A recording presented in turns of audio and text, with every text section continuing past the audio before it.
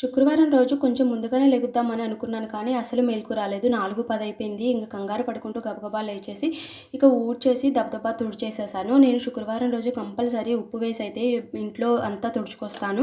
And మంచిది అని చెప్పేసి ఇంక ఇల్లు తుడిచిన వెంటనే ఫ్రెష్ అయిపోయి ఇంట్లోకొచ్చేసి నేనైతే శుక్రవారాన్ని కొంచెం లక్ష్మీవారంగా భావిస్తానండి. ఇంకా ఆ రోజు కంపల్సరీగా ఇంటి ముందు ద్వారబంధాన్ని అయితే పూజించుకుంటాను. ఇలా లక్ష్మీ కలశం అయితే పెట్టుకుంటాను. అష్టదళ ముగ్గు వేసేసి ఇక అష్టదళ ముగ్గు వేసేసి లక్ష్మీ కలశం అయితే పెట్టేసుకుంటాను.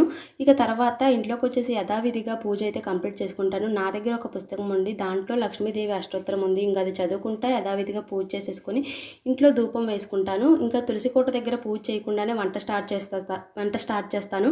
ఎందుకంటే తులసి కోటని డీప్ క్లీన్ చేసేస్తానండి శుక్రవారం రోజు నేను ఇట్లా క్లీన్ చేసుకొని మళ్ళీ పసుపు కుంకుమలతోటి అలంకరించుకుంటే నాకు 5-6 రోజులు మళ్ళీ తులసి కోట కలగా కనిపిస్తుంది. అందుకే ఆ రోజు అంతా క్లీన్ చేసుకుంటాను. ఈ రోజు పిల్లలది ఇది.